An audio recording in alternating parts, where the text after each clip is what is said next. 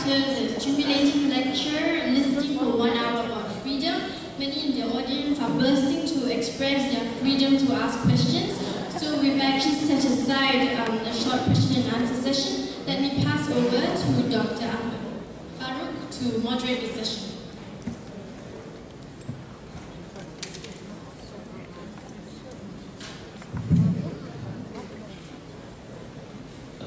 I think this is time for you to ask questions to Professor Tarek. We'll probably take 3 questions. Please be brief and straight to the point. Identify yourself and your organization if possible. Yeah, please take it. Please go to the closest mic. Second row, brother. Yeah.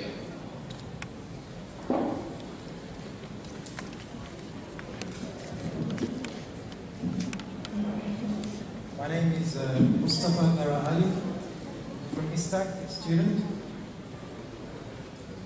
To be honest with you, I don't want to look at the paper, I want to talk straight to you. And I want to air a bit of frustration with what I heard, and I will tell you why.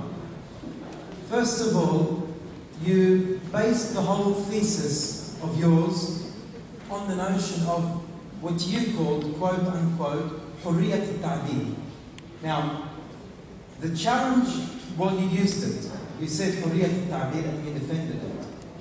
The challenge here is to present from the Quran, all the hadith, or Ijma' al-Ummah, these are the sources, not Benjamin Franklin, not George Washington, but rather these primary sources, to mention, quote, one place where you find the term حرية التعبير.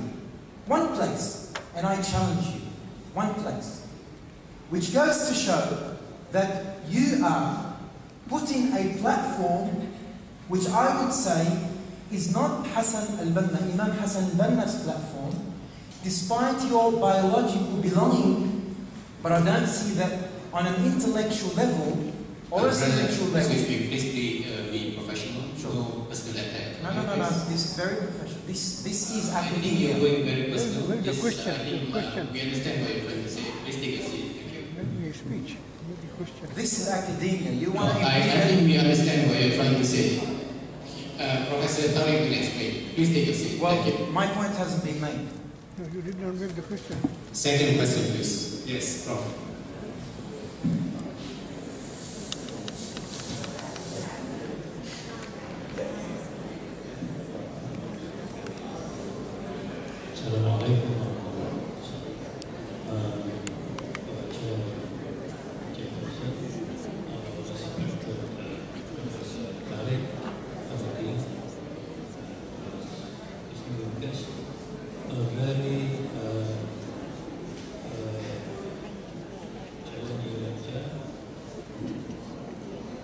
Very perceptive. So I am from Islamic, yes, I'm from Islamic. Very perceptive, very challenging, and needs the rethinking on many important issues. Thank you very much for that challenging lecture, and very interesting too. I am a student of Islamic thought with a very traditional outlook. I would like to get Professor Tariq's view concerning the role of tradition in managing human freedom in the Quranic sense. I'm referring to it. The verse is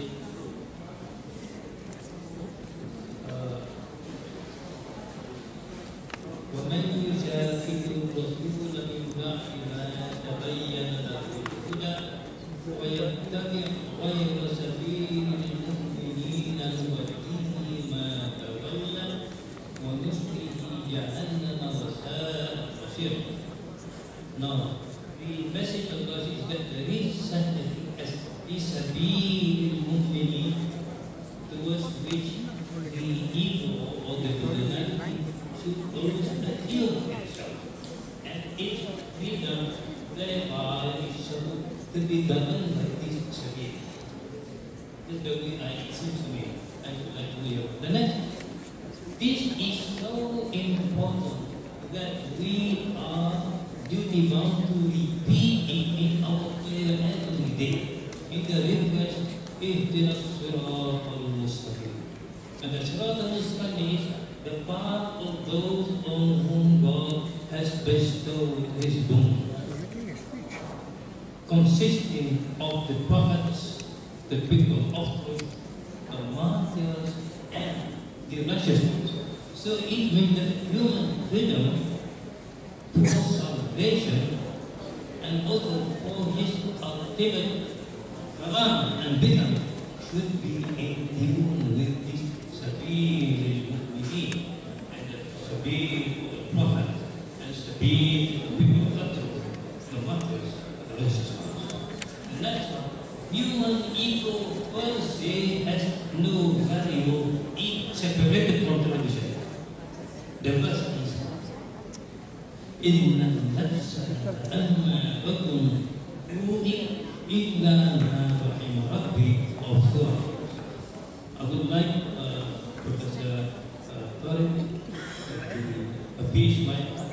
How can we attune this concept of the karamatul insan and the freedom, which is very fascinating, with these notions of the Quran?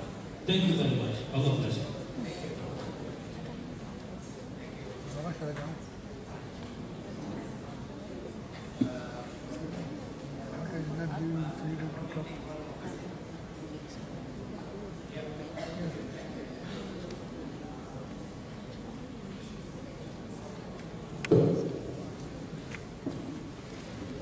Yes.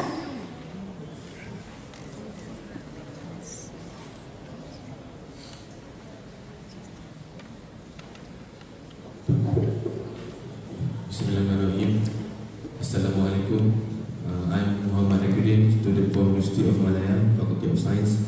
Okay, I would like to ask Professor Tariq Ramadan, because he said that liberation between students and teachers is the student can critiques and question the teachers, not tak suit the teacher, but you must follow the rationale of the teacher, not follow the teacher 100%.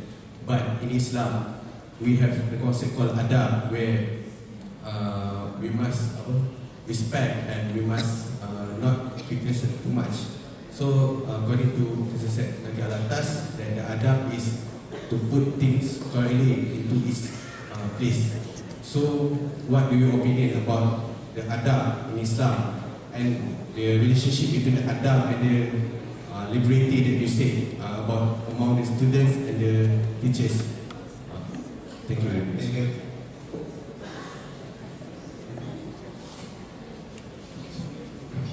Bismillahirrahmanirrahim. Can you hear me? Is it okay? Yes? Okay. About the first, it's not really a question, but I don't know where you get this understanding that all I told was about Hurriyat al-Ta'bir. I'm sorry, this is not. And it's as if, to me, you came with this in mind and some prejudgment about who I am and what I'm going to say. So this is not really critical, because Hurriyat al-Ta'bir came once in one of the dimensions when I was talking about being in the social setting. Now, so this is one. What you said about my family and where I'm coming from, please, you have, and this is I want you to listen to me carefully here now, because this is not critical thinking, this is disrespect. You have no right to come and to put yourself in such a way between my grandfather and myself, not even knowing what he said, apparently, because he himself used this concept many times when he was talking about Muslim. So please, when you don't know and you want to attack someone, you attack me on what I said and don't speak about my grandfather. This is the starting point of the respect between us. No, I said it. No clap. Secondly, when I spoke about Hurriyat al-Ta'bir, no, let me finish. I listened to you. I listened to you. No, I never got a chance to finish. You Yeah. did not let me finish. No. I was saying Let about me finish. Hassan. Now I'm I responding. said Imam Hassan al-Banna, if you remember. I paid respect to the man. No, I was but eager because to make a point. I'm not saying that you don't respect him. I You don't said respect 20 me. seconds. You're speaking for minutes. How is this balanced? You are. Because you came to a talk that I was coming to give. I'm sorry. But the point is that what I was saying about Hurriyat al-Ta'bir, when we speak about the concept, it's not to come with the same concept and to just try to see if there is in the Quran and in the Hadith the same way that we are saying. Hurriyat al-Ta'bir today is the way we are saying that in a specific group you should be able to express yourself. So what I can tell you coming from the Quran and coming from the prophetic tradition, which I wrote a book, is that there is no way to deal with al-shura if within the shura there is not what we call today Hurriyat al-Ta'bir. You can discuss this, but I would say that many of the contemporary scholars would disagree with you by saying, give me the word, I would understand if the meaning is there. No, the meaning is there even if sometimes the word is not there. Meaning by this that we are coming to the meaning of it. So this is my answer to it. About your some of the verses that you were quoting, and I think that once again, when it comes to understanding what in Islam, in some of the verses that we have, meaning by this, for example, what you were saying in Surah Yusuf, alayhi salam, what in the nafs al-ammaratun bis-su' illa ma rahma rabbi, this is something which is once again a perception that we have our freedom. We have to rely on God and on Allah. This is permanent. And our way of dealing with our freedom, all these verses are telling us, first is based on two things. The first, al-kufr, is about rejecting the truth when you know the truth, when someone gave you the truth, because it's covering the truth. So, al-kufr, it's very difficult. All the scholars are saying this today. It's very difficult for any one of us to go and to say to someone, you are a Catholic. Because to say to someone you are Catholic, we implicitly think that he knows about or she knows about what he or she is rejecting. And this was a big discussion among the scholars, and even among Muslims in some of the jails, for example, under oppressors after the revolution, for example, in Egypt. So I would say that all these verses are pushing us to get the meaning here, which is we are not independent and cannot be completely independent in the way we deal with our decision, that we have to be humble enough to rely on God, and that we understand that in our nafs we have to struggle, because you quote this verse, but there is another verse in Surah Al-Hujurat saying, وَلَكِنَّ اللَّهَ حَبَّبَ إِلَيْكُمُ الْإِيمَانَ وَزَيَّنَهُ فِي قُلُوبِكُمْ. So we are attracted by truth and beauty and transparency and truth, and at the same time we are attracted by the sins and lies and corruption. So this is us. We are in between this. So our freedom is really to rely on God to help us. رَبَّنَا لَا تُزِغْ قُلُوبَنَا بَعْدَ إِذْ هَدَيْتَنَا means I'm free, but the one who is going to help me to remain on the right path is you. So it's a permanent connection to God that is helping us to use our freedom. So free we are, believer we should be, and with our belief to rely on Him. يَا مُقَلِّبَ الْقُلُوبِ ثَبِّتْ قُلُوبَنَا عَلَى دِينِكَ. Mean exactly this, that I know that I'm free, but at the end you have the right, you will be the final decision. I can do whatever I want to be a medical doctor, but when I start to a surgery, for example, I say Bismillah ar-Rahman ar-Rahim, meaning all my skills, all my freedom not going to succeed if you don't want me to succeed. فأتوكل على الله. So I would say that it's exactly the same also with things that have to do with the kufr. With the kufr, when people know the truth and that they are rejecting it, and then because they are rejecting it, they can go straight away to hellfire. We have to be very cautious. What do they reject? What is exactly what they know? How do we have, it's very, I'm living in the West and you are living here. You are living in this country and you know that for some Muslims, the greatest problem that they have for Muslims is Muslims. It's the way they look at their brothers and sisters, the way we live as Muslims, and they say, if this is Islam, I have a problem. So we need to reform ourselves to be, لِتَكُونُ شُهَدَاءَ عَلَى النَّاسِ. In order for you to bear witness to the truth before people, it's also for our own people. We should be the right witnesses for our own people. So I will understand this in this dimension. And the last question, which is about respect and adab. Al-adab al-Islami, al-adab. Look, don't get me wrong. I'm not telling you tomorrow you go at the universities and to criticize and shout and disrespect your teachers.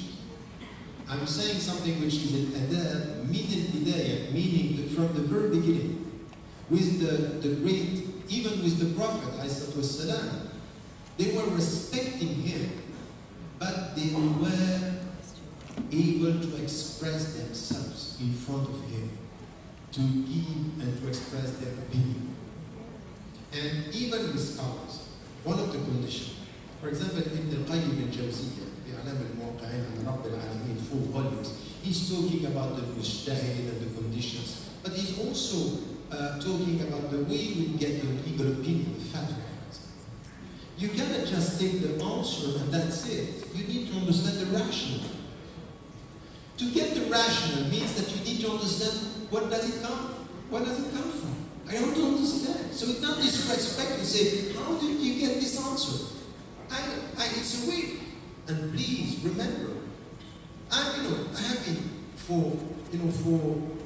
I'm not coming from nowhere. I'm coming from this traditional teaching. I was in Egypt with the one-to-one course for Ijazat in 6 fields. It was one-to-one. And I was respecting the scholar. Of course, they are great. Even the Mufti of Egypt was my teacher. I was sitting, listening to him. This was traditional. To get the ijazah, this is the way. But when I was with them, I was also asking questions. They were listening to me, and sometimes I was critical. And they were, why? Because I understood something. I'm getting knowledge from them. But at the end, if you look at the reality of knowledge, the scholar is at the service of the community, and then the community at the service of the scholar. This is it. If I come here, no one in this room is coming and I'm at my service. No, we are at the service. We're trying our best to change and to think together and to talk together and to talk to each other. So it's the other way around. So by doing this, you have to be respectful and adab, you listen, and to be critically respectful and respectfully critical. This is what we want. This is the new students that we want. Making their mind dynamic. You don't. Let me just end with this, because, recently we had a meeting with scholars in Oxford with my own students. And what happened is that I had students in my course. They are very critical, and I give them the flow a lot. I don't teach in a way which is I teach you this. It's really much a critical discussion on different topics. And this was the way they were with me in course and during the. And then I saw them in the Muslim gathering. The way they were with the authority being scared to ask. I told them afterward. I saw you. I'm just amazed how critical you are within academia and how childish and infantile sometimes you can be within Muslims. It's not going to help us. Islam is not the world of childhood. It's to be adult. It's to be responsible with respect. So never conflict respect with questions. show respect with questioning. Let your teacher, let your scholars understand, because you love knowledge. Because knowledge for you is a means. You don't worship knowledge, you don't worship scholars, you worship only God. All these are means, nothing else. Nothing else. We are means to come closer to Him. And we need to respect the means, but we don't have to confuse the means with the ends. Remember the Chinese proverb? When the wise man is pointing out to the moon, the foolish one is looking at the finger. Be careful with this. It's a very, because sometimes when I say Chinese, people are saying, yes, you have to quote the hadith. So it's a Chinese Islamic proverb. So Chinese has to the origin, and Islamic has to the substance.